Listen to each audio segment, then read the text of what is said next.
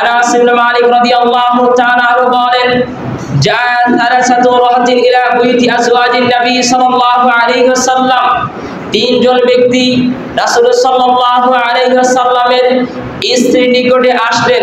ইয়াসআলুনা আন ইবাদাতিন নবী সাল্লাল্লাহু আলাইহি ওয়াসাল্লাম, তারা এসে মুহাম্মদ সাল্লাল্লাহু আলাইহি ওয়াসাল্লামের ইবাদত সম্পর্কে জানতে চাইলেন। অর্থাৎ তিনজন ব্যক্তি একদা রাসূল সাল্লাল্লাহু আলাইহি ওয়াসাল্লামের স্ত্রীগণ নিকটে আসলেন। এবার এসে তারা জিজ্ঞাসা করলেন যে আল্লাহ নবী সাল্লাল্লাহু আলাইহি ওয়াসাল্লাম কিভাবে আমল করে, একটু এই বিষয়ে আপনি আমাকে অবহিত করুন। তখন রাসূল সাল্লাল্লাহু আলাইহি ওয়াসাল্লামের স্ত্রীগণ ফালাম্মা উখবিরু, যখন তাদেরকে অবহিত করলো, জানিয়ে দিল যে মুহাম্মদ সাল্লাল্লাহু আলাইহি ওয়াসাল্লাম এমন ভাবে আমল করে কান্নাহুম তাকাল্লুহা, যেন তারা তা কম মনে করলো। ফাকালু, এবং তারা বলল, ওয়াইনা নাহনু মিনান নবী সাল্লাল্লাহু আলাইহি ওয়াসাল্লাম ক্বাদ গুফিরা লাহু মা তাকাদ্দামা মিন দামি ওয়া মা তাআখারা, আরে কোথায় মুহাম্মদ সাল্লাল্লাহু আলাইহি ওয়াসাল্লাম, আর কোথায় আমরা? রাসূল সাল্লাল্লাহু আলাইহি ওয়াসাল্লামের আগের পিছের সমস্ত গুনাহ আল্লাহ সুবহানাহু ওয়া তাআলা ক্ষমা করে দিয়েছেন। তো তিনি যদি এমন আমল করে তাহলে তো আমাদের আমল আরো বেশি করা উচিত। বেশি সুবিগিরি তারা দেখিয়ে দিল। তারা বলতেছে রাসূল সাল্লাল্লাহু আলাইহি ওয়াসাল্লামের সমস্ত গুনাহ আল্লাহ সুবহানাহু ওয়া তাআলা ক্ষমা করে দিয়েছেন। তো তিনি যদি এইভাবে আমল করে, তা আমরা তো অনেক পাপী বান্দা, আমরা তো অনেক পাপ করে থাকি, তাহলে তো আমাদের আরো বেশি আমল করা উচিত। এবার তাদের তিনজনের মধ্যে প্রথমজন ব্যক্তি বলল, আলা উসাল্লিল লাইলা আবাদান, আমি সারা রাত্রি সালাত আদায় করব, আমি কখনো ঘুমিয়ে যাব না, আমি সারা রাত জেগে সালাত আদায় করব, কখনো আমি নিদ্রায় যাব না, কখনো আমি ঘুমাবো না। এবার তাদের দ্বিতীয়জন বলল, ওয়া ইন্নী আসুমুদ দাহরা ওয়ালা উফতিরু, আমি সারা জীবন সদা সর্বদাই সিয়াম পালন করব, ওয়ালা উফতিরু, কখনো আমি সিয়াম থেকে বিরত থাকবো না, আমি সদা সর্বদাই সিয়াম পালন করব, সিয়াম থেকে নিজেকে কখনো বিরত রাখবো না। এবার তৃতীয়জন বলল, ওয়ালা আ'তাজিলুন নিসা ফালা আতাসাওয়াজু, আমি কখনো নারীদের সঙ্গ হব না, অর্থাৎ আমি কখনো বিবাহ শাদী করব না, বিবাহ শাদী করলে সন্তানাদি হবে, তাদেরকে সময় দেওয়া লাগবে, অতএব আমি বিবাহ শাদী করব না, আমি সদা সর্বদাই ইবাদত করব আল্লাহ সুবহানাহু ওয়া তাআলার খুশির জন্য। যখন তারা তিনজনে এই কথা বলল, ফাজা রাসূলুল্লাহ সাল্লাল্লাহু আলাইহি ওয়াসাল্লাম ক্বালু, এবার রাসূল সাল্লাল্লাহু আলাইহি ওয়াসাল্লাম এসে তাদেরকে জিজ্ঞাসা করলেন, আনতুমুল্লাযী কুনতুম কাদা ওয়া কাদা, আরে তোমরা কি সেই সমস্ত ব্যক্তি যারা এই রকম আলোচনা করেছো, এই রকম কথাবার্তা বলেছো? এবার রাসূল সাল্লাল্লাহু আলাইহি ওয়াসাল্লাম ওই তিনজন ব্যক্তিকে লক্ষ্য করে বলছে, আমার সাবধান, আল্লাহি লি আন আখশাকুম লিল্লাহি ওয়া আতকাকুম লাহু, আমি তোমাদের সাথে সবচেয়ে বেশি পরহেজগার, আমি আল্লাহ সুবহানাহু ওয়া তাআলাকে তোমাদের চাইতে বেশি ভয় করি, আমি তোমাদের চাইতে বেশি পরহেজগার, এবং আমি আল্লাহ সুবহানাহু ওয়া তাআলাকে তোমাদের চাইতে বেশি ভয় করি। এরপরও লাকিন্নী আসুমু ওয়া আফতিরু, আমি সিয়াম পালন করি এবং সিয়াম ছেড়ে দেই, এরপরও আমি সিয়াম পালন করি এবং সিয়াম ছেড়ে দেই। আমি রাত্রি কিছু অংশ সালাত আদায় করি, আবার ঘুমিয়ে যাই, ওয়া আ'তাজিলুন নিসা ফাতাযাওয়াজু, এবং আমি মহিলাদের বিবাহ করে থাকি।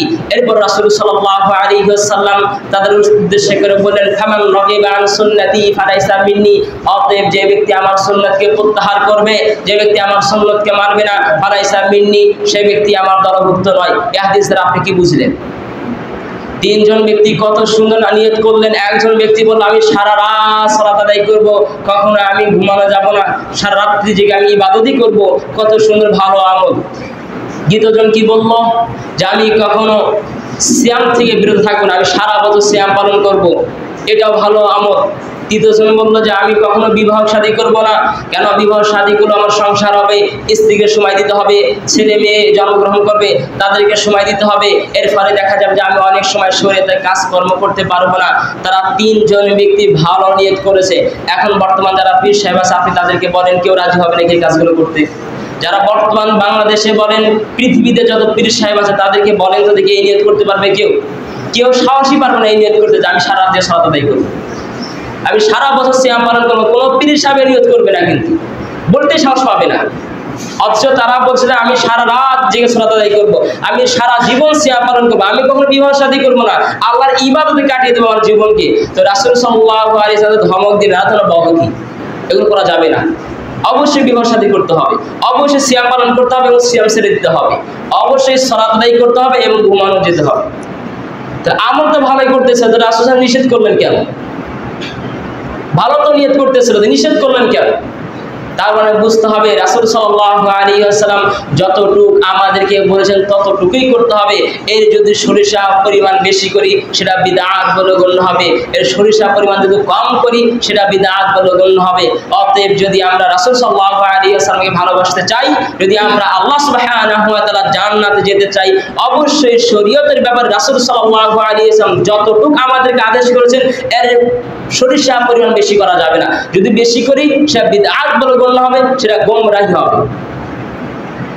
আর বিদআত করলে রাসূল সাল্লাল্লাহু আলাইহি ওয়াসাল্লামকে অপমান করা হয়, খাটো করা হয়, লাঞ্ছিত করা হয়। আপনি বিদআত করতেছেন মানে আপনি তাকে ভালোবাসেন না, তার শরীয়ত আপনার পছন্দ নয়, এজন্য আপনি বিদআত করতেছেন।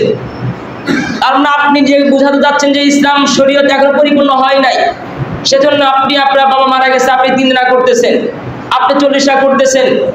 অসুস্থ ব্যক্তি হওয়ার সময় আপনি দোয়া করেন না, আপনি হুজুরকে টাকা দিয়ে ভাড়া নিয়ে এসে আপনি দোয়া করতেছেন। তার মানে আপনি নিজেকে কি মনে করতেছেন যে ইসলাম শরীয়ত এখনো পরিপূর্ণ হয় নাই। যদি আপনি মনে করেন যে ইসলাম পরিপূর্ণ একটা দিন, তাহলে আপনি এগুলো কেন করতেছেন? যেটা আল্লাহ সুবহানাহু ওয়া তাআলা আদেশ করেননি, রাসূল সাল্লাল্লাহু আলাইহি ওয়াসাল্লাম আদেশ করেননি, কোন সাহাবী করেননি, কোন তাবি করেননি, কোন তাবি করেননি, তাহলে আপনি আমি কিভাবে আমল করতে পারি? আমল যত সুন্দর হোক না কেন, যদি রাসূল সাল্লাল্লাহু আলাইহি ওয়াসাল্লাম আদেশ না করে তাহলে সেটা বাতিল বলে গণ্য হবে। আর যদি আপনি তবু সেটা করেন, আমল যত সুন্দর হোক না কেন, তাহলে আপনি দ্বীন ইসলামকে অপমান করলেন, আপনি ইসলামকে পরিপূর্ণ মনে করলেন না। অথচ আল্লাহ সুবহানাহু ওয়া তাআলা বলছেন সূরাতুল মাইদা 5 নম্বর সূরার 3 আয়াতে আল্লাহ সুবহানাহু ওয়া তাআলা বলছেন, আল ইয়াউমা আকমালতু লাকুম দীনাকুম ওয়া আতমামতু আলাইকুম নি'মাতি ওয়া রাদিতু লাকুমুল ইসলাম দীনা। পৃথিবীর মানুষ তোমরা শোনো, আজ আমি আল্লাহ সুবহানাহু ওয়া তাআলা তোমাদের জন্য ইসলামকে পরিপূর্ণ করে দিলাম এবং আমার নিয়ামত তোমাদের মাঝে বিলিয়ে দিলাম, পরিপূর্ণ করে দিলাম। ওয়া রাদিতু লাকুমুল ইসলাম দীনা, দ্বীন ইসলামকে তোমাদের জন্য মনোনীত দ্বীন হিসেবে আমি সাব্যস্ত করলাম। তো আল্লাহ সুবহানাহু ওয়া তাআলা বলেন, ইয়াউমা আকমালতু লাকুম দীনাকুম, আমি আজ তোমাদের জন্য দ্বীন ইসলামকে পরিপূর্ণ করে দিলাম। দ্বীন ইসলাম পরিপূর্ণ হওয়ার পরও আপনি মনে করতেছেন আমার পিতা মারা গেছে, আমাকে এটা করতে হবে সেটা করতে হবে, বড় স্থানে গিয়ে সবাই মিলে মুনাজাত করতে হবে, এটা আপনি মনে করলেন। তার মানে আপনি দ্বীন ইসলামকে পরিপূর্ণ এখনো মনে করেন নাই। সেজন্য এই সমস্ত কাজ থেকে আমাদের বেঁচে থাকতে হবে। বিদআত খুবই নোংরাতম একটি পাপ।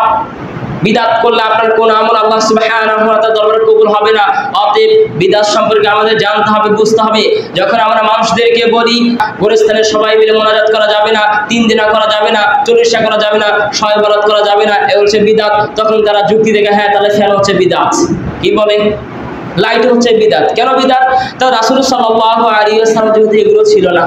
আপনি যখন কিছু জাহিলে মুরাক্কাব এগুলোকে বলা হয়, যখন তাদেরকে বলবেন যে শরীয়তের ব্যাপার রাসূল সাল্লাল্লাহু আলাইহি ওয়াসাল্লাম কখনো এগুলো করেন নাই, 3 দিন করেনি, 40 করেনি, সকলেই মিলে গোরস্থানে গিয়ে হাত তুলে মুনাজাত করেননি, এগুলো করা যাবে না। শবে বরাত এগুলো করা যাবে না, এগুলো বিদআত। এগুলো রাসূল সাল্লাল্লাহু আলাইহি ওয়াসাল্লাম কখনোই কেউ ছিল না। তখন তারা বলে এই মাইক কি ছিল রাসূলের যুগে, এটা তো বিদআত। এগুলো জাহেল না। একটা বুঝতে হবে, এটা শরীয়তের জন্য আর শরীয়তের মধ্যে পার্থক্য কিন্তু আছে। এটা বিদআতুল লিদ্দীন, এটা বিদআতু ফিদ্দীন। বিদআতুল লিদ্দীন মানে দ্বীনের জন্য, দ্বীনকে অগ্রবর্তী করার জন্য। আর বিদআতু ফিদ্দীন মানে শরীয়তের মধ্যে বিদআত করা। আমি এই মাইকটা কেন ব্যবহার করেছি? যাতে করে মানুষ আমার আওয়াজটা ক্লিয়ারভাবে শুনতে পারে, সেজন্য নয়। ফ্যানটা এখানে কেন দিয়েছে? যাতে করে মানুষ সুন্দরভাবে একটু প্রশান্তি সহকারে সালাত আদায় করতে পারে। আজ পর্যন্ত কেউ কি এটা ফতোয়া দিয়েছে, বলতে পারে মাসআলা দিয়েছে যে ফ্যান নিচে সালাত আদায় না করলে সেই ব্যক্তির সওয়াব কম হবে, কিংবা ফ্যান নিচে সালাত আদায় করলে তার সওয়াব ডাবল হবে? কে বলেছে এটা? তাহলে এটা বিদআত হবে না। এটা শরীয়তের মধ্যে নয়, এটা শরীয়তের জন্য।